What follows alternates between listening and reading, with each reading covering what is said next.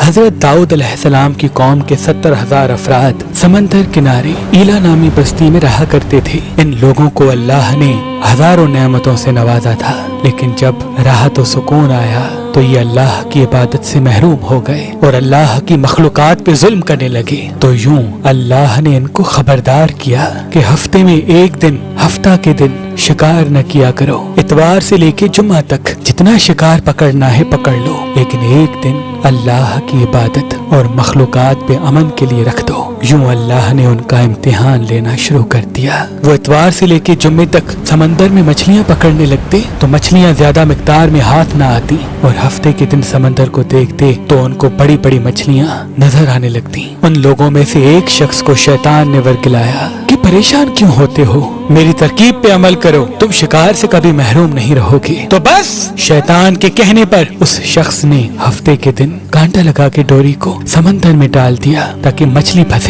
اور شیطان نے کہا اس مچھلی کو تم اتوار کے دن نکالنا، اور یوں ہفتے کی حرمت بھی باقی رہے گی اور تمہارا شکار بھی ہو جائے گا۔ بس شیطان کی بتائی ہوئی ترکیب پہ ہفتے کے دن مچھلی پھنسی رہی اور وہ اتوار کے دن نکالتا اور خوشی سے کھاتا۔ جب آس پاس کے لوگوں نے پوچھا تو ان کو بھی یہ ترکیب بتانے لگا، اور یوں اس قوم کے کچھ لوگ ہفتے کے دن مچھلی پکڑنے کے لیے جال پھینکتے اور اتوار کے دن نکالتے، اور کچھ نے تو اس سمندر میں سے نالیاں بنا کے چھوٹے چھوٹے تالاب بنا دیے، کھڈے بنا دیے، تاکہ ہفتے کے دن جیسے ہی مچھلیاں یہاں سے گزریں تو ان تالاب میں پھنس جائیں اور ہم اتوار کو ان مچھلیوں کو نکال کے پکا کے کھائیں گے۔ اس گاؤں میں کچھ اللہ کے خاص بندے بھی موجود تھے جو کہنے لگے، اے لوگو، اللہ نے ہفتے کے دن شکار کرنے سے منع کی ہے، یہ جو تم جال پھینکتے ہو یا چھوٹے چھوٹے تالاب بناتے ہو، ان میں ہفتے کے دن اگر مچھلی پھنستی ہے تو یہ شکار ہفتے کے دن کا ہوگا۔ اللہ کے عذاب سے ڈرو، اللہ کی نافرمانی نہ کرو۔ وہ لوگ ان لوگوں کا مذاق اڑانے لگے کہ ہماری جو مرضی ہوگی ہم وہ کریں گے۔ اب ان بستی میں 3 گروہ بن گئے۔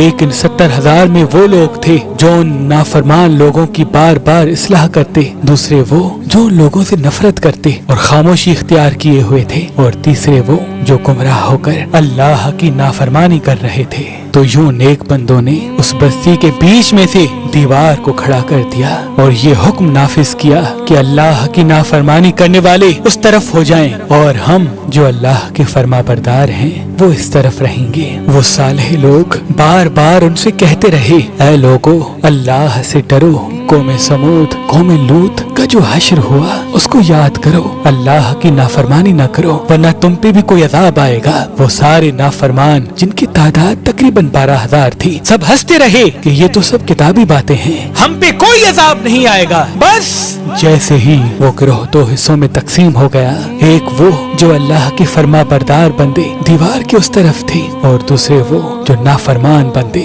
جو دیوار کے اس طرف تھے۔ وہ نافرمان پوری رات ہنستے رہے، مذاق اڑاتے رہے، اور وہ اللہ کے خاص بندے دیوار کے اس طرف اللہ سے معافی مانگنے لگے۔ بس جیسے ہی صبح ہوئی، وہ نیک صالح انسان اٹھے، انہوں نے محسوس کیا کہ دیوار کے اس طرف سے کسی انسان کی آواز نہیں آ رہی۔ جیسے ہی دیوار کی اس طرف چڑھ کے دیکھنے لگے کہ سارے کے سارے وہ لوگ بندر کی شکل میں تبدیل ہو چکے تھے اور بندروں کی حرکت کو انجام دے رہے تھے۔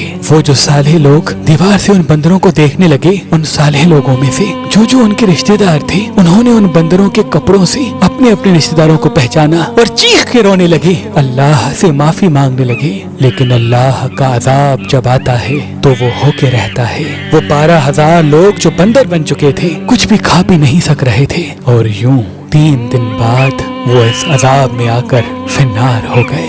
بے شک اللہ ان بندوں کو پسند نہیں کرتا جو اللہ کی نافرمانی کرتے ہیں۔ اے اللہ، ہم سب کو اپنا فرما بردار بندہ بنا، ہم کو ویسا بنا جیسا تو ہمیں دیکھنا چاہتا ہے۔ آمین ثم آمین۔